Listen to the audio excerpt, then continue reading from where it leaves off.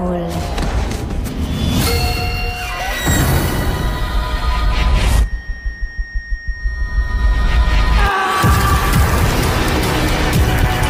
Saiki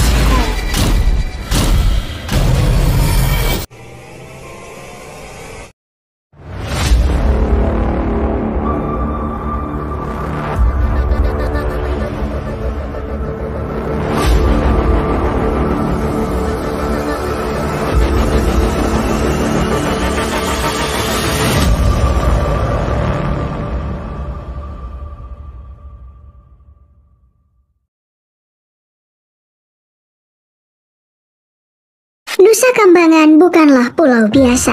Sejak era kolonial awal abad 20, pulau ini resmi dijadikan penjara dengan pengamanan ketat. Namun, jauh sebelum menjadi pulau penjara, Nusa Kambangan telah lama dikenal sebagai pulau angker. Malam ini, aku akan menceritakan padamu segala perihal tentang misteri Pulau Nusa Kambangan. Jika kamu cukup bernyali, silakan lanjutkan video ini.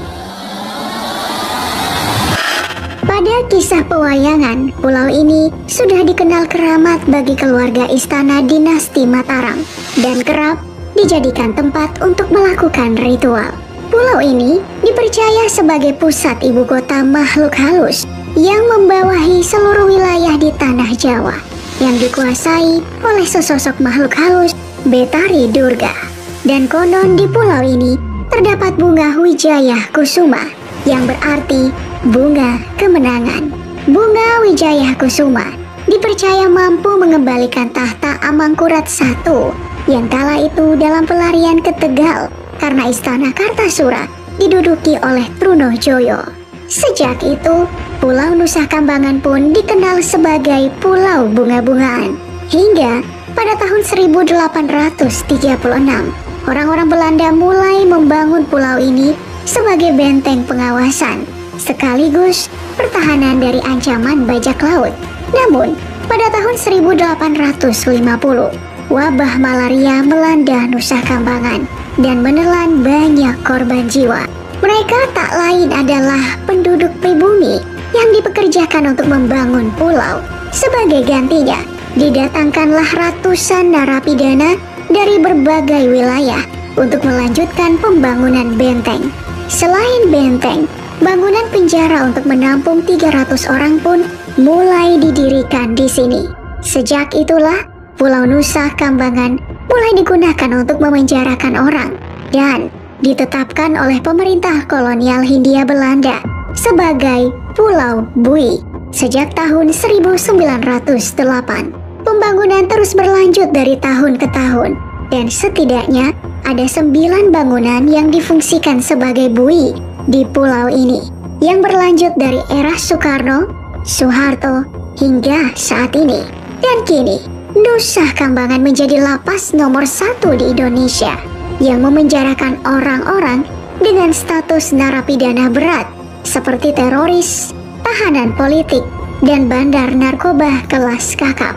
Ada banyak nama narapidana yang menjadi terkenal karena dipenjara di sini. Sebut saja anak bungsu mantan Presiden Soeharto, Hutomo Mandala Putra. Lalu ada mantan Menteri Perindustrian dan Perdagangan, Bob Hasan. Penulis yang tulisannya membuat resah pemerintah, Pramudia Anantatur. Hingga Kusni Kastut, perampok orang kaya yang dikenal sebagai Robin Hood-nya Indonesia karena sering membagi-bagikan hasil rampokannya kepada rakyat miskin lantaran selalu ditolak saat melamar kerja. Selain itu, Nusa Kambangan kini menjadi titik pelaksanaan hukuman mati bagi beberapa napi, mulai dari tahanan yang dituduh terlibat G30S, dituduh anggota PKI, tahanan kasus pembunuhan berantai, dan sejumlah pidana kelas berat lainnya. Ada beberapa tempat eksekusi narapidana yang dihukum mati di sini. Bukit Nirbaya salah satunya. Nirbaya berupa bukit dengan lembah yang terletak di ujung selatan Pulau Nusa Kambangan. Tak sembarangan orang bisa datang ke sini. Beberapa nama tahanan seperti pelaku kasus bom Bali Amrozi, Imam Samudra, dan Ali Gufron, serta terpidana kasus narkotika di jaringan Bali Nine. Semuanya meregang nyawa di lokasi ini. Menurut kesaksian para warga, mereka seringkali mendengar suara misterius yang dipercaya berasal dari arwah mereka yang tidak tenang. Selain itu, beberapa tahanan yang tidak dijemput atau tidak diakui keluarganya juga dimakamkan di Bukit Nirbaya ini. Tak ada penghuni di bukit yang ditutupi oleh berbagai flora ini, selain fauna liar yang memang menambah kesan angker dan gelap dan membuat siapa saja mampu merasakan aura negatif di sini, apalagi di malam hari. Tempat eksekusi narapidana selanjutnya ada sebuah jalan yang berkelok tajam dan minim penerangan dan dikenal dengan nama Jalan Tunggal Panaluan. Ada banyak kecelakaan yang terjadi di jalan ini dan menelan korban yang tak sedikit pula. Warga percaya, selain karena jalan yang berkelok, kecelakaan ini juga dipicu oleh adanya gangguan arwah yang gentayangan. Sebab lokasi kelokan ini tak jauh dari lapangan tembak yang merupakan bekas penjara Limus Buntu. Disinilah tempat eksekusi pengedar narkoba Freddy Budiman serta Andrew Chan dan Myuran Sukumaran dilakukan. Tak kalah angkernya adalah pohon Kamboja pertigaan. Pohon besar ini masih kokoh berdiri meski selama bertahun-tahun tak lagi punya daun.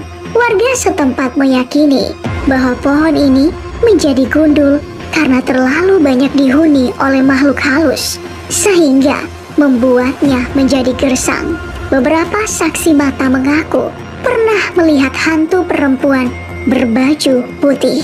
Bahkan mantan seorang sipir yang pernah bertugas di sini pernah melihat penampakan hantu berbaju putih itu berada di bawah pohon Kamboja sambil histeris meminta bola matanya dikembalikan. Dan hingga saat ini tak diketahui siapa sebenarnya sosok hantu gentayangan itu.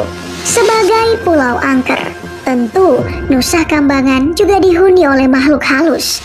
Yang cukup dikenal adalah sosok hantu tanpa kepala yang disebut hantu Mbah Syukur, yang seringkali menampakkan dirinya pada malam hari di pulau Nusa Kambangan ini dengan berjalan tak tentu arah mengitari penjara Nusa Kambangan.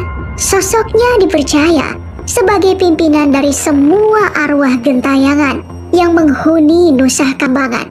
Ia merupakan seorang tahanan yang dieksekusi dengan cara ditembak dan dipenggal kepalanya. Ia pun sering muncul di tanggal eksekusinya untuk memperingati hari kematiannya. Untuk mencapai pulau ini, orang harus menyeberang dengan kapal feri dari pelabuhan khusus yang dikelola oleh Kementerian Hukum dan HAM dari Pelabuhan Sodong menyeberang ke Cilacap, Jawa Tengah. Satu yang pasti, kabur dari Nusa Kambangan hanya akan berbuah kematian. Fakta mengerikan ini disebabkan karena pulau ini dijaga super ketat dengan patroli tanpa henti 24 jam oleh aparat. Selain itu, hutan-hutan di Nusa Kambangan juga dihuni oleh hewan-hewan buas seperti macan hitam sampai ular-ular berbisa. Pulau ini juga langsung berbatasan dengan Samudra Hindia sehingga hampir mustahil untuk lari. Namun, meskipun Nusa Kambangan ini adalah penjara paling ekstrim di Indonesia, bukan berarti para napinya tidak pernah sekalipun mencoba kabur. Sepanjang sejarah, ada beberapa napi fenomenal yang pernah berhasil kabur dari penjara Nusa Kambangan ini. Johnny Indo, pemimpin kelompok mafia Pachinko alias pasukan Cina Kota, yang berulang kali sukses merampok toko emas di tahun 1970-an dengan kedok foto model dan bintang iklan. Ia dijatuhi hukuman 14 tahun penjara setelah tertangkap di tahun 1979. Namun, 3 tahun berselang, ia berhasil kabur dengan bantuan napi lainnya. Dan setelah 12 hari menghilang, ia terpaksa menyerahkan diri karena tersesat di hutan bakau sekitar pulau. Dan setelah bebas, namanya kemudian dikenal sebagai aktor film dari kisah hidupnya sendiri. Nasib berhasil lari namun diringkus kembali pun terjadi pada Hendra bin Amin dan Agus Triadi bin Masimun. Selain itu, ada Saman Hasan Sadeh Leli alias Messi yang berhasil kabur dengan cara mencuri seragam petugas lapas dan menyamar, lalu hingga saat ini tidak diketahui kemana perginya. Serta Kadarmono alias Darmo bin Sukandar yang berhasil kabur saat ditugaskan mengembala sapi dan tidak ditemukan hingga saat ini, dan diduga masih berkeliaran di Pulau Nusa Kambangan. Beberapa orang percaya bahwa ia punya kekuatan ilmu sakti yang disebut ilmu kanuragan, sehingga dia sulit untuk diringkus. Nusa Kambangan menjadi saksi dari banyaknya nyawa yang melayang. Tak heran jika kemudian beberapa tempat di area penjara ini dikenal memiliki penghuni. Apakah kamu termasuk orang yang percaya dengan kisah mistis di sini?